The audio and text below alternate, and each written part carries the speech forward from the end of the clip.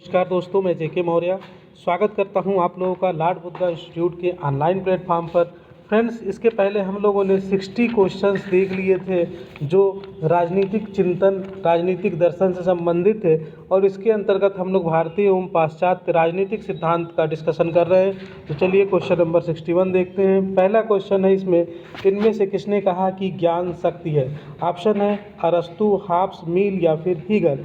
दोस्तों, ये question exam में पूछा गया है 2004 पीजीटी में, लेकिन इनमें से कोई भी ऑप्शन सही नहीं है। इसमें जो सही ऑप्शन है वो नाम है फ्रांसिस बेकन। फ्रांसिस बेकन ने कहा है नॉलेज इज पावर, ज्ञान शक्ति है। फ्रांसिस बेकन एक अंग्रेज दार्शनिक और न्यायविद हैं और इन्हें वैज्ञानिक पद्धति का उन्नायक माना जाता है। ब्रिटिश अनुभववादी परंपरा का प्रथम सिद्धांतकार था ये फ्रांसिस बेकन, जिसे जॉन लॉक, डेविड ह्यूम, मील तथा रसेल ने आगे बढ़ाया।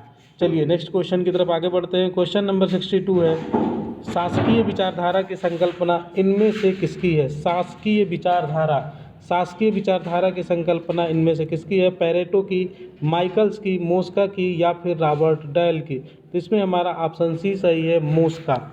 मोस्का जो है अभिजन वर्गवादी विचारक है। इनकी जो रचना है द रूलिंग क्लास, शासक वर्ग, ठीक है, शासक वर्ग। इसके अंतर्गत माना है कि सब समाजों में दो वर्ग पाए जाते हैं, एक शासक वर्ग होता है और एक शासित वर्ग होता है। समाज के इस विभाजन को क्या कहते हैं? विशिष्ट वर्गवाद कहते हैं। मोस्का ने तर्क दिया है कि शासन प्रणाली में परिवर्तन होने पर राजनीतिक प्रणाली की जो बुनियादी प्रकृति है उसमें कोई बदलाव नहीं आता। चाहे आप लोकतंत्र की बात करें तो लोकतंत्र को अपना लेने पर भी बहुमत का शासन अस्तित्व में नहीं आता है, बल्कि इसमें अल्पमत के शासन को कायम रखने के गूढ़ तरीके अपनाए जाते हैं। इसने लोकतंत्र में स्वतंत्र चुनावों की व्यवस्था को भी झूठी परिकल्पना कहा है। चलिए नेक्स्ट क्वेश्चन देखते हैं। क्वेश्चन नंबर 63 है, निम्नलिखित में से किस एक सिद्धांतवादी ने कहा कि मैं समस्त मानव जाति की एक सामान्य प्रवृत्ति, एक के बाद दूसरी शक्ति प्राप्त करने की शाश्वत तथा अनवरत अभिलाषा को प्रस्तुत करता हूँ, जो केवल मृत्यु के साथ ही समाप्त होती है? ऑप्शन है हॉब्स, लॉक, रूसो या फिर ग्रीन। तो इसमें हमारा ऑप्शन ए सही है, हॉब्स। हॉब्स ने मनोविज्ञान का विश्लेषण कर यह उद्घाटित किया है कि मनुष्य की शक्ति प्राप्ति करने की जो इच्छा है वह असीम है। वह जब तक जीवित रहता है अपनी शक्ति में वृद्धि करना चाहता है, अपनी पावर को बढ़ाना चाहता है। तो इसी बात को कहते हुए हॉब्स ने ये स्टेटमेंट कहा है। चलिए नेक्स्ट क्वेश्चन देखते हैं। नेक्स्ट क्वेश्चन है, सेबाइन कहता है कि आंग्ल भाषा भाषी जातियों ने जितने भी राजनीतिक दार्शनिकों को जन्म दिया उनमें कदाचित महानतम लेखक है। उन सब में महानतम लेखक कौन है? बेंथम, हॉब्स, लॉक या फिर रूसो। तो इसमें हमारा ऑप्शन बी सही है, हॉब्स। ठीक है, सेबाइन कहता है कि आंग्ल भाषा भाषी जातियों में जितने भी राजनीतिक दार्शनिकों को जन्म दिया है उसमें अगर हॉब्स जो है कदाचित महानतम लेखक है। चलिए नेक्स्ट क्वेश्चन की तरफ आगे बढ़ते हैं। क्वेश्चन नंबर 65 है, निम्नलिखित में से किसने बुद्धिजीवियों के वर्चस्व के सिद्धांत का प्रतिपादन किया है? ऑप्शन है एरिक फ्रॉम, मार्क्यूज, ग्राम्सी या फिर हैबरमास। तो इसमें हमारा ऑप्शन सी सही है, ग्राम्सी। ठीक है, ग्राम्सी का प्राधान्य सिद्धांत प्रमुख है जिसमें बुद्धिजीवियों की परिभाषा भी निहित है। नेक्स्ट क्वेश्चन है क्वेश्चन नंबर 66, लासवेल व मोस्का का संबंध किससे है? लासवेल व मोस्का राजनीतिक विकास से, अभिजन से, समाजवाद से या फिर समष्टिवाद से? तो इनका संबंध किससे है? अभिजन से संबंध है और ये जो है अभिजन वर्ग के सिद्धांत से संबंध रखते हैं। लासवेल के अनुसार राजनीति का सरोकार शक्ति को संवारने और मिल बांट कर प्रयोग करने से है। मोस्का ने एक बुक लिखी है द रूलिंग क्लास, इसमें शासक और शासित में भेद करते हुए कहा है कि शासक वर्ग धन, संपदा, शक्ति और सम्मान से संपन्न होता है, उसे अपने स्थान से हटाना मुश्किल होता है। चलिए नेक्स्ट क्वेश्चन है, शांति पर्व अध्याय है। शांति पर्व किसका अध्याय है? अर्थशास्त्र का, महाभारत का, रामायण का या फिर शुक्र नीति का? तो आप लोगों ने इस लॉकडाउन में महाभारत और रामायण तो देखा ही होगा, तो ये महाभारत का अध्याय है शांति पर्व। शांति पर्व महाभारत का कौन सा अध्याय है? 12वां अध्याय है। इसमें धर्म, दर्शन, राजनीति और अध्यात्म ज्ञान का विशद निरूपण किया गया है। क्वेश्चन नंबर 68 है, शांति पर्व के मंत्रिमंडल में मंत्रियों की संख्या है 7 मंत्री, 5 मंत्री, 9 मंत्री या फिर मंत्रियों की संख्या अनिश्चित है।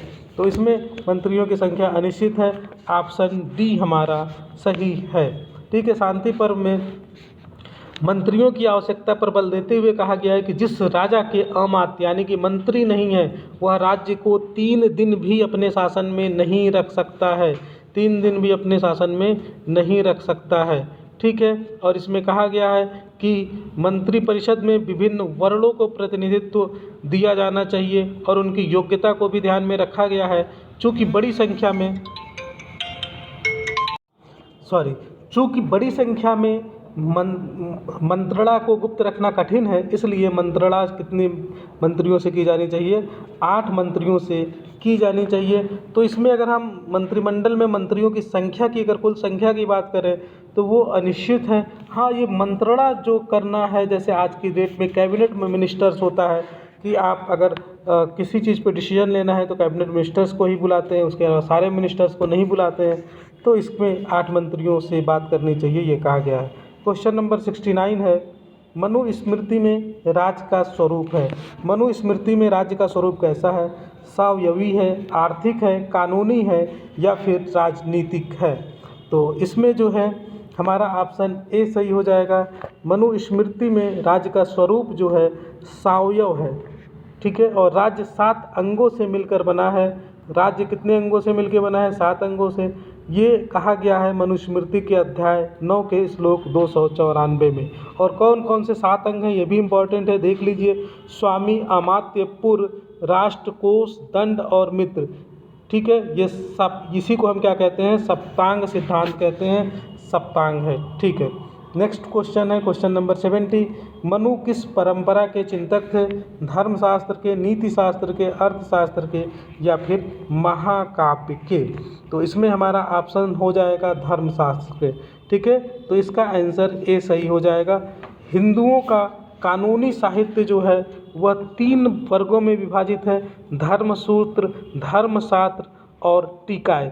इन 3 वर्गों में धर्मशास्त्रों का महत्व अत्यधिक है और धर्मशास्त्रों में सर्वप्रमुख स्थान मनुस्मृति का है। मनु धर्मशास्त्रीय परंपरा के चिंतक थे। क्वेश्चन नंबर 71 है, कौटिल्य के राजनीतिक विचार किस पश्चिमी विचारक से मेल खाते हैं? अरस्तु से, लाक से, ग्रीन से या फिर मैकियावेली से?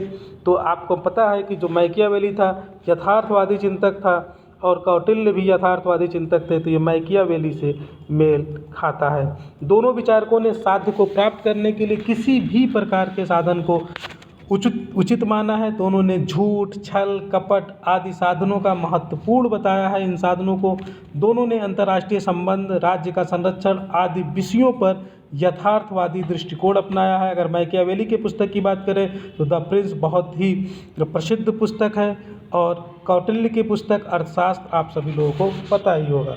चलिए क्वेश्चन नंबर 72 देखते हैं। प्राचीन भारत का मैकियावेली किसे कहा जाता है? तो ये भी सेम उसी तरह का क्वेश्चन है, कौटिल्य को।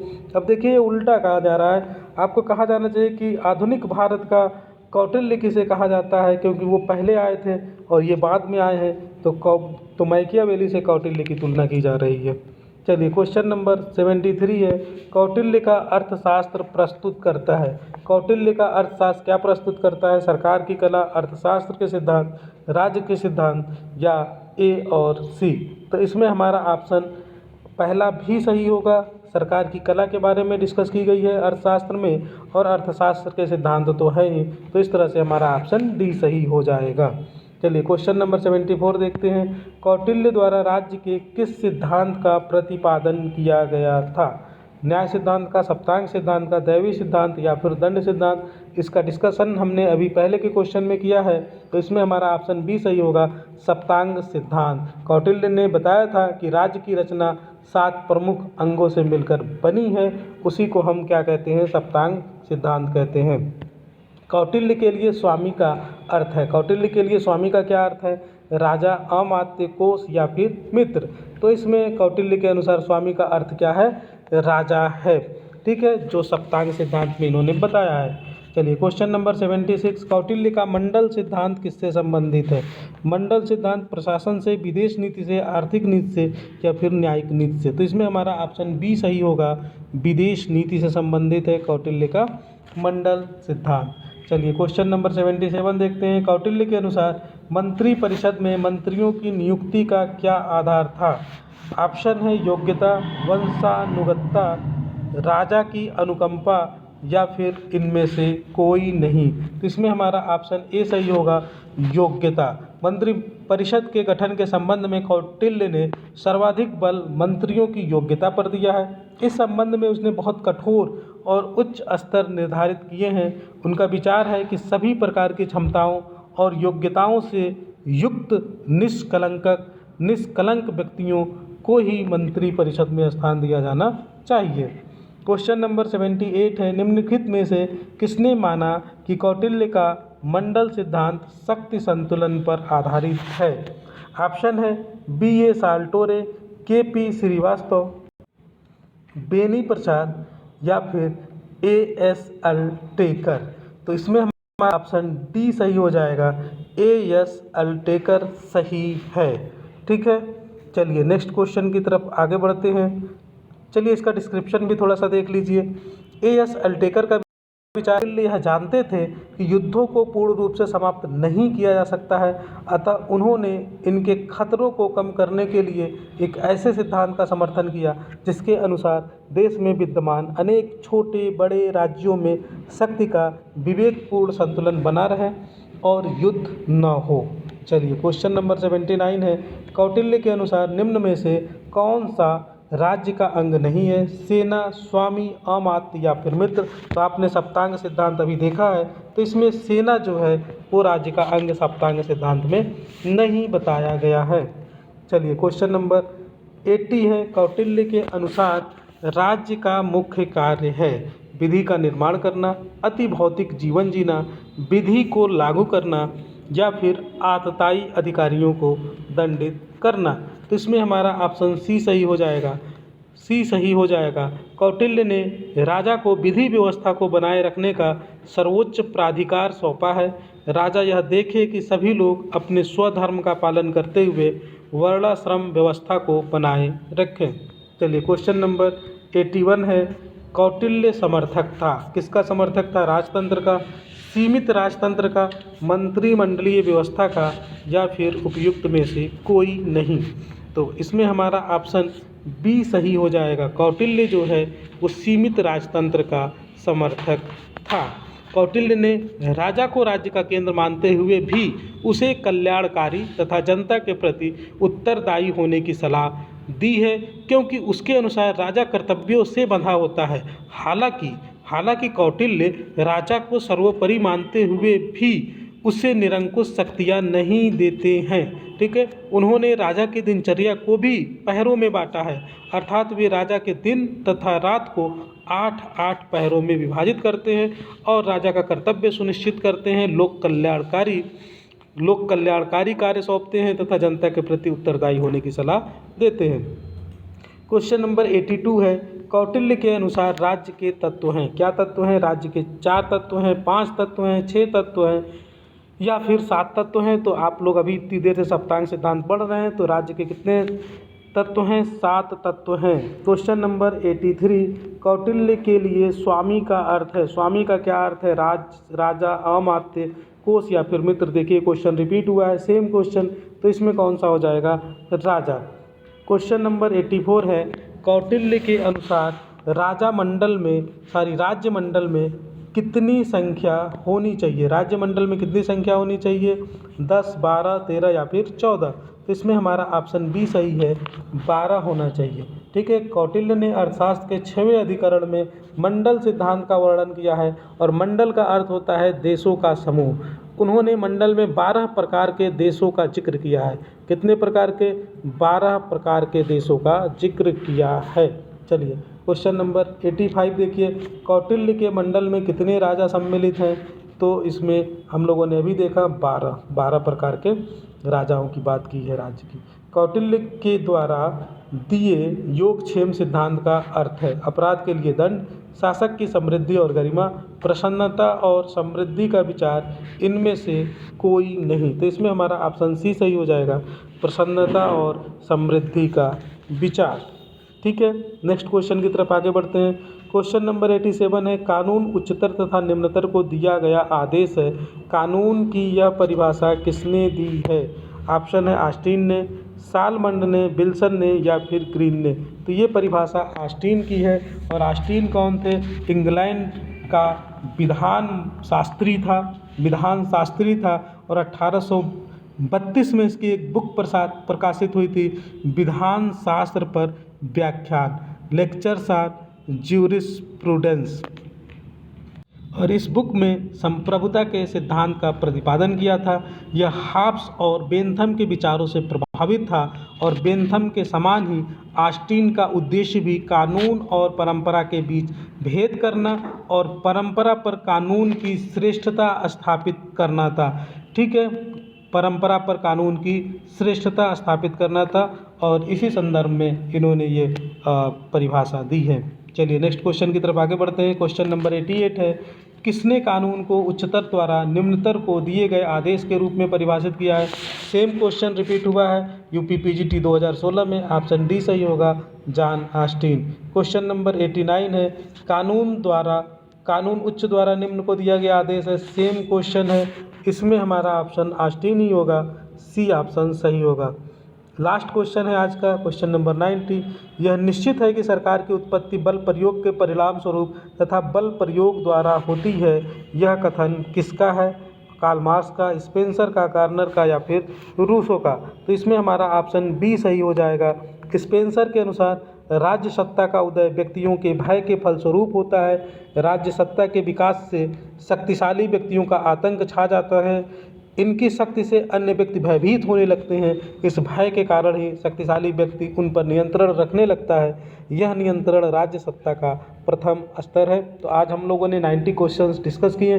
फिर से कल के लेक्चर में हम लोग 30 क्वेश्चंस को और डिस्कस करेंगे और इसी तरह से धीरे धीरे जो घटना चक्र में सारे क्वेश्चंस आए हैं उनको हम लोग डिस्कस कर रहे हैं। इसके अलावा हम लोग जो प्रीवियस ईयर्स के पेपर्स हैं उनको भी हम डिस्कस कर रहे हैं, जो लेटेस्ट हुआ है और उससे पीछे की तरफ जाते हुए। तो हमारी प्लेलिस्ट में जाइएगा, प्रीवियस ईयर सिविक्स के paper TGT PGT assistant professor के मिल जाएंगे, वहाँ से आप प्रैक्टिस कर सकते हैं। या फिर जो ये घटना चक्र के क्वेश्चन टॉपिक वाइज लिए जा रहे हैं यहाँ से भी आप प्रैक्टिस कर सकते हैं। तो अगर आप चैनल पर फर्स्ट टाइम आए हैं तो चैनल को सब्सक्राइब कर लीजिए, वीडियो अच्छा लगा हो तो लाइक कर दीजिए और अपने फ्रेंड्स को शेयर कर दीजिए। Thank you for watching this video.